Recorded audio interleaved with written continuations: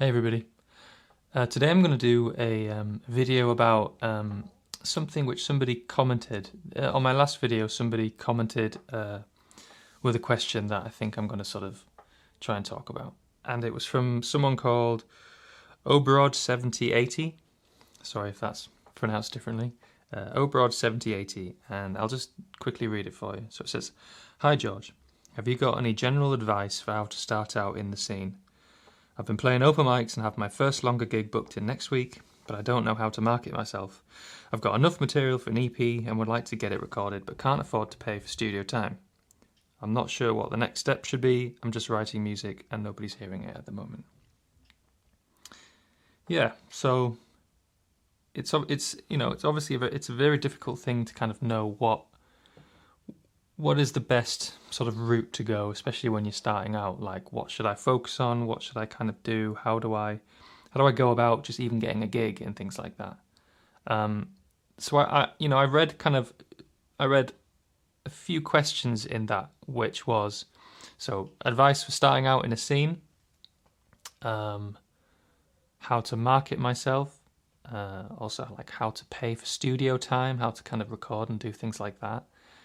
And, what are the next steps? So I'm writing music, but I don't know how to get people to hear it, which, is a very difficult thing to do at any level. So I'm just going to kind of talk about a few things that, when I look back at when I first started, what I sort of wish I did differently, or what I've learned since then is the kind of route that is a good way to go. Obviously, it's all very different, and everybody has their own path, and each path is very different for a lot of people. So you have to kind of find out what works for you and what you feel comfortable doing, and then that's the way that you should kind of push and push and push. So in regards to sort of how to start on a scene, so say you've left home and you've moved to a city, a new place. You don't really know anyone. Maybe you have a couple of friends who live there, and you're just trying to figure out, right, how do I kind of get my name out so I can get a few gigs and how do I start? So what I would do, and this is quite topical because I actually recently, maybe 2 years ago, moved to a new city where I knew a couple of people, but and I'd gigged in that city. It's Birmingham in the UK, by the way. So I gigged a couple of times, but didn't really kind of know many people. And this is kind of what I've been doing to kind of try and get my name out there. So the first kind of advice I'd give is to, you say, how do I be on the scene? Well, that's just being on the scene. So you should go to gigs. You should find out where, for your genre, what are the venues that do that genre. So for me, like kind of doing more folky acoustic stuff, I know in Birmingham there's a place called the Kitchen Garden Cafe, which is very much on the sort of circuit of folk gigs in the UK. So, I try to go there, and I try to watch as many gigs. It's about being a face on the scene that people know. So you can go to these places and people go, oh, that's that person there who I know, or whatever. And if you go to a gig, introduce yourself to people, like the person who's doing the tickets on the door. Say, hello, I've just moved, I'm a musician, whatever. If you know who the promoter is, you should go and chat to them. The sound engineer, go and say hi. The musicians, afterwards, if they're like local maybe, or they're passing through. It's all about just that horrible word of networking. I don't know why I did that, but that horrible word that nobody enjoys, networking, but it's something that is just a thing that you have to do. Everybody in the music scene is a lover of music, so you all have something in common. So it's just a fact of, just being a nice person and telling them who you are. Like, oh yeah, I've just moved to the city. I play music and I write songs. I'd love to kind of, be involved in the scene. So maybe you could help out on the door, or maybe you could, if there's a local festival, you could be like, oh, can I volunteer at this festival? What I did was, because I've done a bit of live sound engineering, so I said to the guy who owns the Kitchen Garden Cafe, like, do you need an extra sound engineer? And luckily, their kind of main sound engineer was looking to sort of take a few days off and take a little step back. So I kind of fit in there, and it's great for me because I can make a bit of money, and also I watch a lot of gigs, so I meet a lot of musicians, and then the people who go to those gigs know my face. And then when you do eventually maybe do a gig there, then they go, oh, it's George who does sound normally, etc. Right? And and if you're struggling to kind of so sorry. So it's just and say hi to everybody. That's the main thing. Is introduce yourself, and you can also put on private gigs with friends. Like, I don't know if you've been to a house gig, but they're always really fun. So if you have a few friends who kind of love music as well, and you want to maybe put someone on, like, or yourself on, who wants to do a gig, like, house gigs are great, and you can invite the people that you've met at these gigs, and then kind of have it's all community at the end of the day. It's about being a face in the community and being a part of the cool things that are going on in your town, right? So that's what I'd suggest first off if you've moved to a new city. And then the second thing of there's a second point of marketing and stuff. It's obviously the next step, make sure you have a professional online presence. So I know whatever you feel about social media, I'm not a massive fan, but at the end of the day, it is something that you have to do as a musician, unfortunately. You don't have to do it. There are lots of sort of more organic kind of ways of doing things, and they're great. But, social media is a fact that promoters, the first thing they're going to see is, okay, what's their social media like? What's their Spotify like? What's their streamings like? What's their, if you have a website, I know websites are a bit difficult to organize and sort of figure out, but it does show that you have a level of professionalism. I take myself seriously enough to have a website that has my name and has a bit of a bio and the music that I'm doing and stuff. And it's somewhere to post stuff, posters, gigs. I was talking to a friend of mine the other day, and she said Instagram is like the LinkedIn of musicians, basically. If I meet a musician or I go to a gig, the first thing I do is look on Instagram. And the next thing, I follow them, and then I kind of send them a message or whatever saying, I love the gig, whatever. And that's how you stay in touch. It's always really funny when you meet musicians and for the first time, but you realise that you've actually been in contact for years, and you're like, we've actually never actually met, but you feel like you know them and stuff, right? So, whatever you think about social media, it is quite important for those sort of things, And it's, somewhere you can post videos, post gigs, post all that kind of stuff. And so you mentioned that, you're writing lots of songs, you don't know where to put them. My sort of advice would be, because you should be writing loads of songs, write as much as you can, because the only way you get better at songwriting is by doing it, like anything else, right? So write lots of songs, and it's good to document what you're doing. So, for example, maybe a route you could go is have a YouTube channel where you record new songs of you playing them in your bedroom. Sorry, there's a man trimming his bush outside, so apologise if you can hear the whining. You should. So YouTube videos, you could post covers or your own music that you're doing. It's like documenting the stuff you're doing, and because it's only sort of demo-ish, you don't have to worry about it being perfect. It's just documenting what you're up to, and people will comment, and that's something that you can show promoters, and people go, oh, what sort of music do you do? You go, oh, well, I have a YouTube channel and I post covers and originals and what I'm working on.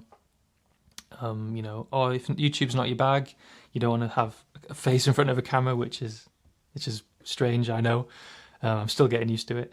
You could do SoundCloud demos, or you could Instagram things, or whatever, really. And a good idea is once you have 10 or 20 videos of songs that you've written and you're kind of cracking on, then you can focus on the one song to record properly, and then you can kind of use that as the basis, and then you level up. It's all about leveling up slowly, one step at a time. And so that's a way that you can kind of promote yourself without committing to a real full, big, expensive kind of project, because you do need to keep working, and it's good to kind of keep moving forward with stuff that you're doing.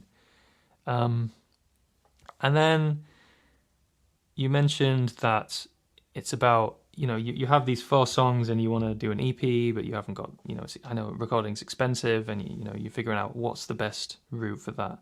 Um, my total advice for what I did wrong, I think, in the past is I would put, if you have an EP or you have an album, and you're like, right, I'm going to do an album, I'm going to release it, and that's like the first thing that you do.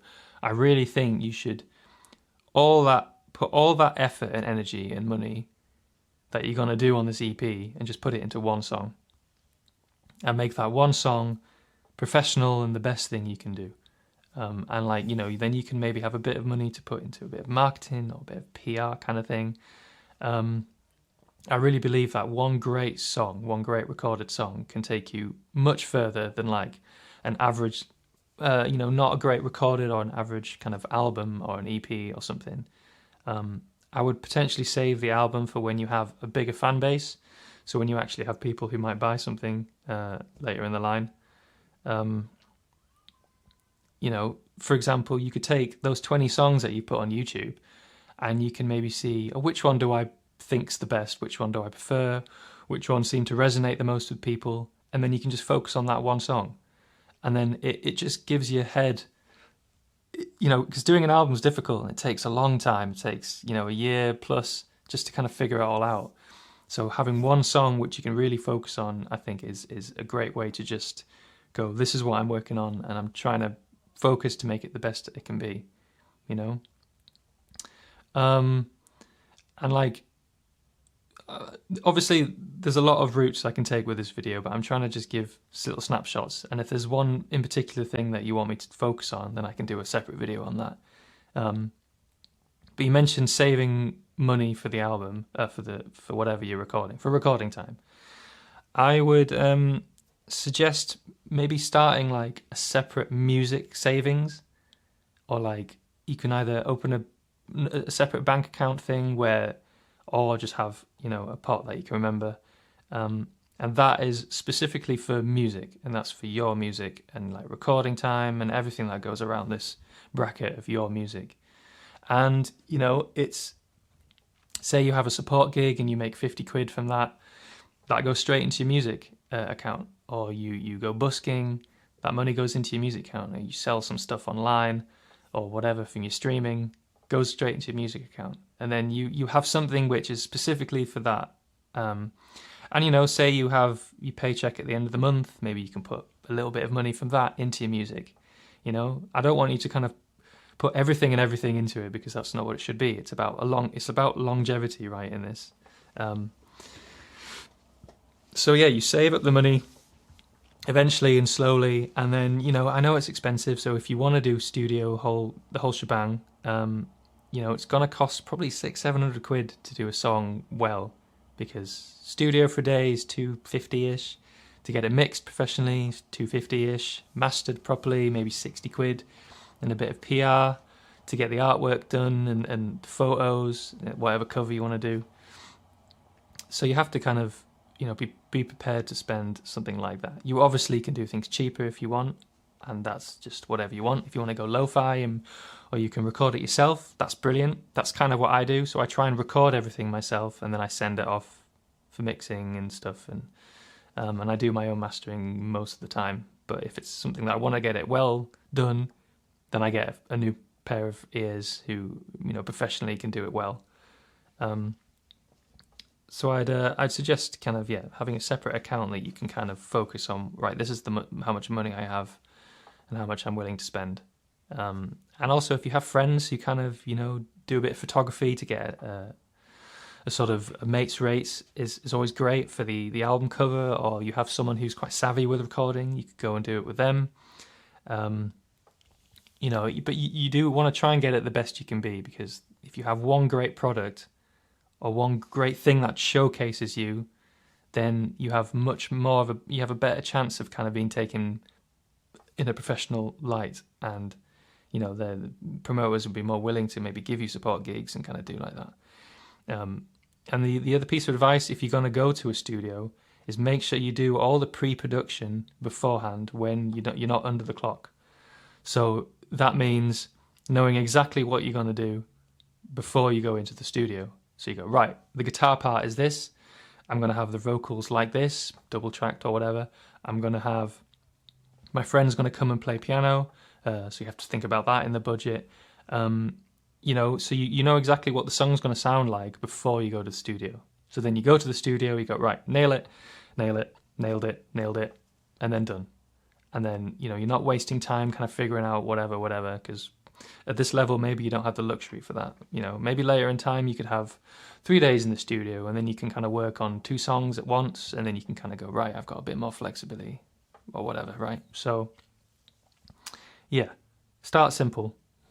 You know, you don't have to go with a full string quartet straight away. Like, you don't have to go full band straight away, not necessarily.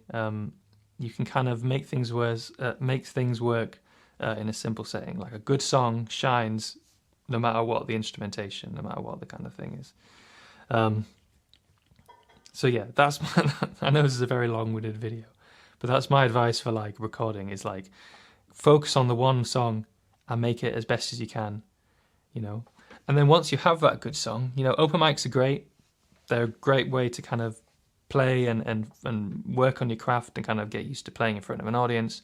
But you should, you know, start once you have these kind of few videos on YouTube. Maybe you have that one great song that you've recorded. Think about a music video maybe to put on YouTube as well. Then you can do the whole thing that musicians hate. I mean, 80% of being a musician is admin, so it's emails, right? So you've already met the promoter at the local gig that you can do, so you can email them, say, hello, I've got this song out, I'd love to do a support gig one time, I love coming to your venue, we've met a couple times, please consider me for this. And you can show them whatever, your website, Instagram, this is the new song I've been working on, this is a song I released last week, you know, and you don't have to, you can do things in and around your city, your town, and then you can go a little bit further afield and you can do like a long weekend of gigs, which I always think works much better than planning like a big tour, which is sporadic and whatever. If you focus on a weekend of gigs, sort of, so your city, next city, down in the capital, and then somewhere else, you know, that kind of thing. And playing with other musicians always is great. So, you know, like I said, if you have a friend who plays an instrument, you can kind of invite them along or do jams and things, get used to playing with other people. And, you know, it's good to play your songs live before you record them. I know there's like, it's which circle to take, but this will all build eventually all together, you know, at the same time. Because it's good to settle songs, and once you play, you know, once you've written it in your bedroom and then you play it in front of an audience, you automatically realise what maybe isn't, what maybe doesn't work, and you can kind of focus on that and then rework it. Yeah, I think support gigs are a brilliant thing to kind of build your crowd. Like I mentioned, house gigs are great as well. You know, I'm sure things like that. And then, you know, once things are going well, you could try and put on your own gig where you're headlining, and then, you know, make sure you invite all your friends, all your family, put on social media, doing all this stuff, and see how that goes. And you know, and start low. So 20, 30 cap, if you can try and get that many tickets, that's an amazing start, and that's a great place to be.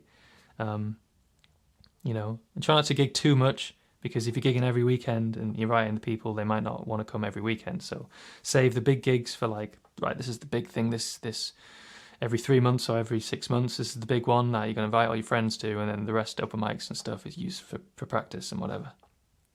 And then once you have this kind of great song recorded, you just don't rush it, okay? Don't go, right, it's recorded, it's mastered, I'm releasing it tomorrow. Like, you need to give yourself at least like 2 months or a month before you release things, where you can make a press release, like talking about the song, how it was recorded, etc. Put all the tracks in an easy Google Drive kind of folder, and then admin, send it to radio stations, send it to people that you've met on the scene, any industry people. You send it to BBC Introducing if you're from the UK. Local papers are great, you know. Local act kind of release new song and a picture of you with your thumbs up or whatever. You can do a live video, you can do things, and, you know, because the worst thing is to spend all that time and all that money on a great song, and you release it the next day. Some of your friends see it, go, good job, sounds great, and then it kind of just goes and then it disappears forever, you know. So, you know, it's important to take it seriously, the marketing, and you know, you can always find someone to help you with the PR who has more contacts in the industry. Like, everyone's email is online. Like, you know, if you want to get a radio station, you know, the folk show, Mark Radcliffe or whatever, like that, you know, their emails are online, so you can find it. You can email them. You know, don't be put off if you don't get any email back. It's nice to send an email, then maybe a month later you can send another email being like, hello, did you get my email? Like, kind of below, this is what I'm about, etc. Sort of repeating what you said. And then you could try again maybe a month after that, and if you don't hear anything, then maybe wait till the next song. Or, you know, you don't want to annoy people, because these top dogs, they get a lot of emails every day, a lot. So, you know, it's just kind of spreading the vines out a little bit and just seeing who picks you up. Like, local stations are great, and then every time you have a new song, you can resend it to them and do all that kind of side of things. And you know, and I know you're keen to make an EP, but like, once you have 3 or 4 of these great recorded songs, then you can make a CD, or, you know, something that you can, or even a vinyl or whatever, that you could then sell at your gigs. That adds another extra bit of income that goes into your music pot. And then you have an EP which is like really good and everything's really well recorded, and it's a product that you'll be proud of for years to come. Because, you know, when you do something a little bit half-assed or whatever, and you think, oh, that'll do, I guarantee a year or 2 later you'll be like, oh, I wish I did that differently, or I wish I kind of took a bit more time to do that, because it doesn't represent you well. You know, if you have something which is amazing, granted, you might not sort of, because everybody doesn't really like their old stuff, but you'll be proud of what you did, and it'll be a snapshot of where you were at that time, which is how you should think of your discography, right? So you have these 4 songs that are really well recorded, you have a great EP, then you can sell that to people, and you can send that to papers, you can send that to everyone, use it to kind of keep building your profile, get more gigs, get a you know, your fan base will keep rising. Yeah, and it's just about being polite and professional. So, you know, all your emails should be professional. Don't be, you know, don't do whatever. What's the one I'm trying to think of? Don't go like, you know, yo, listen to my track. It's great. Like, peace. I don't know, you know, be professional. Be like, dear sir, whatever, etc. Just have a good email etiquette, I think. Don't waffle. Don't do pages. Just keep it short and concise, but be polite. Yeah. I mean, I've talked a lot there. This video is super long now, so I hope this kind of, like I said, I've kind of rambled of what I've kind of been thinking of, but if you want me to do specifically about something, like, okay, how do I do pre-production? How do I go about writing that? How do I writing a song to then recording it? I can do a video about that. But, you know, it's a super long road if you want to do music. But, you know, and you have to enjoy the process. You have to enjoy this long road, because it's tough. There's lots of ups and downs, loads of, you know, rejections, loads of kind of stuff like that. So make sure you love the process, and then you'll always be winning, right? If you love what you do, you already won. Just don't rush. You've got plenty of time. It's worth taking your time and doing something right and getting it right first time. You know, don't, you know, yeah. It goes without saying, but, you know, you should also make sure you practice. Obviously, you got to be good at what you do. Be so good that they can't ignore you, right? The famous phrase. So keep writing, keep practicing, keep keep emailing, and be a face on your scene. All sum to one thing at the end is, yeah, make sure you be a face in the room and say hi and be good. And yeah, anyway, I'm totally waffling now. I hope that kind of helped. Some things to think about. That's what I do if I moved to a new place and I was kind of starting a bit afresh. Use the contacts what I have, go to gigs, introduce myself, keep writing, keep putting stuff on, have a professional online thing, and yeah, anyway. Anything else, just please comment, let me know, and I'll do a little video talking about that. So all the best. Hope that helped, and we'll see you next time. Cheers.